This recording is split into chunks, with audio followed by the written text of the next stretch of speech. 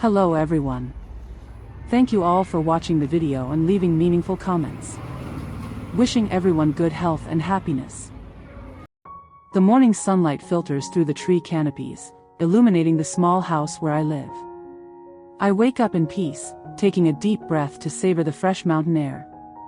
After tidying my hair and washing my face, I step out into the yard, where the chickens have already started chirping to one another. The golden dog, my loyal companion brought back from my ex-husband's home, runs over and circles around my legs, its round eyes sparkling with joy. I stroke its soft fur, feeling the warmth of this little creature as a daily source of encouragement. I begin my daily routine by feeding the chickens. As grains of rice fall to the ground, the flock crowds together, pecking eagerly, their clucking sounds filling the yard. The golden dog doesn't want to be left out either, wagging its tail incessantly while waiting for its share of food. Smiling at them, I feel a sense of lightness and tranquility. After finishing up with the animals, I head back inside to check on the gardening tools I had prepared the night before. I walk out to the plot of land behind the house, where James and I had set up a net enclosure just yesterday. This piece of land now resembles a rustic yet promising canvas for the green sprouts soon to grow. Holding a hoe in my hand, I begin tilling the soil. Each swing of the hoe creates a steady rhythm that resonates in the quiet surroundings. The earth underfoot gradually softens, ready to embrace the tiny seeds I will plant. Sweat starts to bead on my forehead, but I don't feel tired. On the contrary, each swing of the hoe seems to give me more strength, the strength of perseverance and hope for a brighter future. I imagine rows of lush green vegetables growing here in just a few weeks, bringing joy and abundance to my simple life.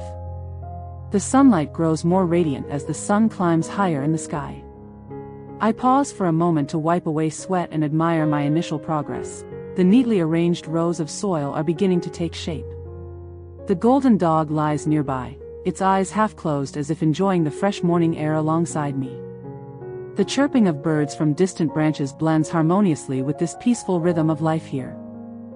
In the morning, sunlight poured into James's spacious woodworking workshop, where he had an important meeting with a partner regarding wooden furniture. The air in the workshop was filled with the fresh scent of new wood, and each piece was neatly displayed, showcasing exquisite craftsmanship and quality. The partner walked in, their eyes carefully examining every detail of the products.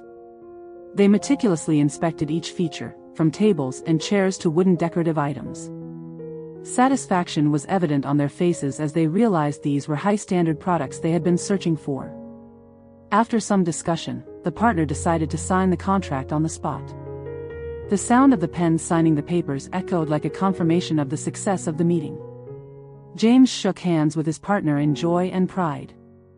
The signed contract was not only a step forward for his business but also a testament to his dedication and talent poured into every wooden product he created.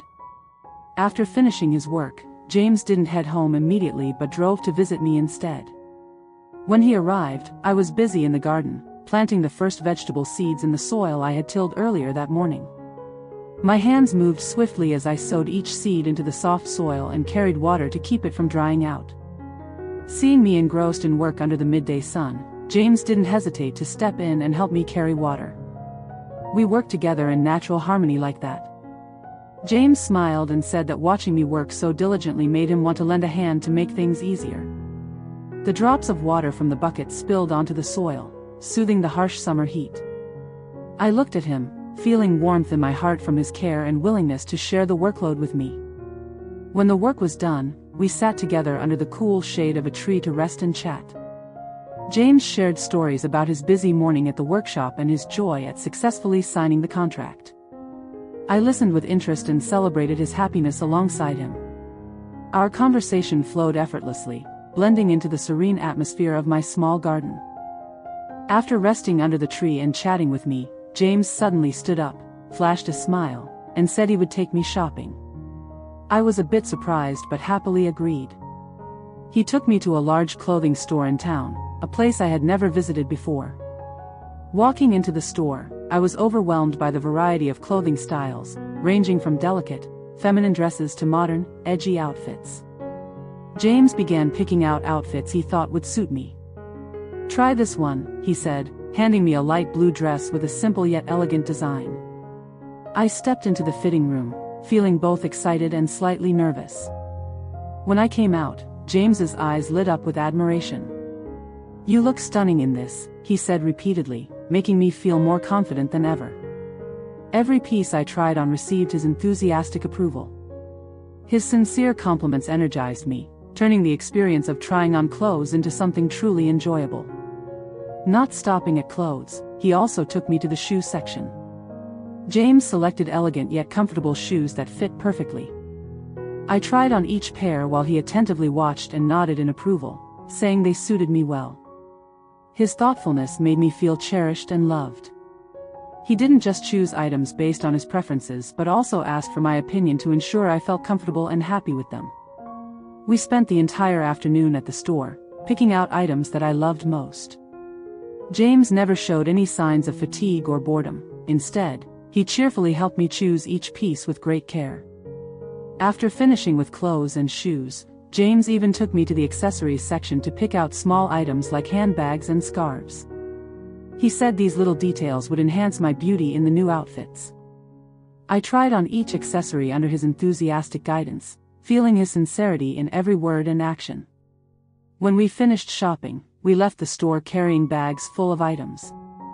James didn't let me carry anything heavy. Instead, he took it all himself. On the way home, he asked if there was anything else I wanted to buy. His attentiveness warmed my heart and filled me with happiness. James then brought me to a small restaurant nearby to rest after the long afternoon of shopping.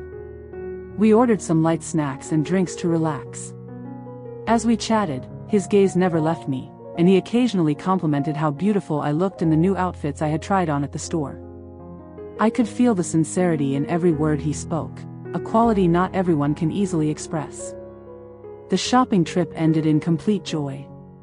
Looking at the bags in my hands, I felt immensely happy, not just because of the new items but because of James's genuine affection throughout the afternoon. He had made today more special than ever, a day where I truly felt loved and cared for by the man who always stood by my side. Those moments will forever be beautiful memories for me, not because of the material value of the items but because of how James took the time to thoughtfully choose everything for me, doing it all just to see my smile appear more often. After the shopping trip, James took me to a nearby bubble tea shop. It was my first time trying this drink, which I had only heard about from others before. The shop had a modern and youthful ambience, with soft lighting that made me feel slightly shy as I stepped inside. James ordered a pearl milk tea for me, smiling as he said he was sure I would love it. As I sat enjoying the drink, I savored the sweet, refreshing taste and the chewy texture of the pearls. While I was immersed in the experience, James received an important phone call and stepped outside to take it. Left alone, I continued sipping my bubble tea and observing the lively atmosphere around me. Suddenly, a stranger approached my table, a woman I recognized as someone who had been drinking with James previously. She looked at me with disdain and sneered, "You're not good enough for James. Look at you, so plain and unrefined.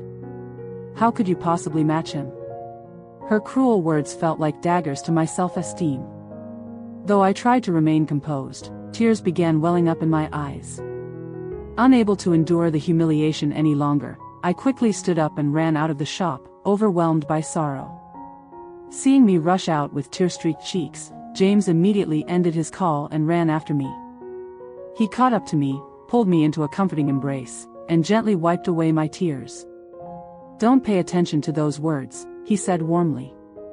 "You're incredibly special to me." His reassuring words soothed the ache in my heart, making me feel deeply comforted. Once things had settled down, James drove me back to my small home. Before leaving, he held my hand and said earnestly, "Always believe in your own worth." I nodded silently as I watched him disappear into the night. Later that evening, I sat by the flickering fire in my quiet house. The flames illuminated the room while darkness enveloped the forest outside.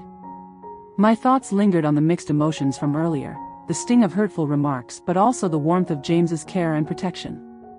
Despite the sadness caused by that woman's words, his kindness had filled my heart with gratitude and solace.